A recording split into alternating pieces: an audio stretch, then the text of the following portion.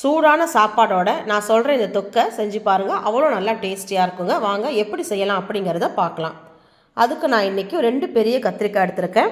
மேலே இருக்க தோலை நல்லா சீவிட்டு இந்த மாதிரி பெரிய சைஸாக கட் பண்ணிக்கோங்க. அடுத்தது கடாயில் கொஞ்சம் எண்ணெய் ஊற்றிக்கோங்க. எண்ணெய் கொஞ்சம் அதிகமாகவே ஊற்றிடுங்க. நம்ம வெட்டி வச்சுருக்க கத்திரிக்காவை அதை இந்த மாதிரி நல்லா வதக்கி எடுங்க. நல்லா திருப்பி போட்டு வதக்கி எடுத்துருங்க. நல்லா இந்த மாதிரி செவந்து வரணும், அந்த மாதிரி வதக்கி எடுத்துருங்க. அதுக்கு அடுத்தது ஒரு பெரிய பூண்டு உரித்து வச்சுக்கோங்க. ஒரு பூண்டை அதே எண்ணெயில் போட்டு வதக்கலாம்.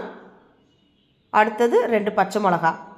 பூண்டு நல்லா செவந்து வர வரைக்கும் நம்ம வறுத்து எடுக்கணும்.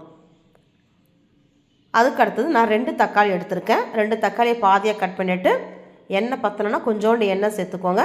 இந்த மாதிரி தக்காளியும் அந்த எண்ணெயிலே நம்ம வேக வச்சு எடுத்துடலாம். ஒரு 2-3 நிமிஷத்தில் நமக்கு வெந்துடும். அவ்வளோதான், நமக்கு வெந்துருச்சு. அதையும் எடுத்துருங்க. அடுத்தது அதே கடாயில் கொஞ்சம் எக்ஸ்ட்ரா எண்ணெய் ஊற்றி கொஞ்சம் கடுகு சீரகம் போடுங்க. அடுத்தது பெரிய வெங்காயம், நான் பெரிய வெங்காயமாக சின்ன சின்னதாக கட் பண்ணியிருக்கேன். அதையும் நல்லா வதக்குங்க. அதை வதங்கிறதுக்குள்ள நம்ம எடுத்து வச்சுருக்க கத்திரிக்காய், பூண்டு, தக்காளி, பச்சை மிளகாய் எல்லாத்தையும் இது மாதிரி நம்ம ஸ்மாஷ் பண்ணி விட்டுறலாம்.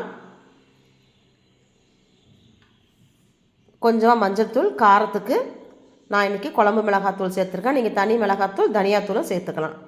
அது வதங்கினதுக்கப்புறம் நம்ம கத்திரிக்காவை அதில் மிக்ஸ் பண்ணிடலாம்.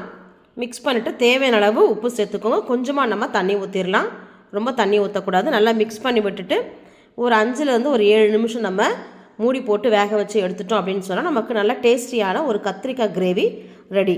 உங்களுக்கு பிடிச்சிருக்குன்னு நினைக்கிறேன். பிடிச்சிருந்தா நீங்களும் இதே மாதிரி செஞ்சு பார்த்துட்டு எனக்கு லைக் பண்ணுங்கள், ஷேர் பண்ணுங்கள், கமெண்ட் பண்ணுங்கள், மறக்காமல் சப்ஸ்கிரைப் பண்ணுங்கள். தேங்க்யூ.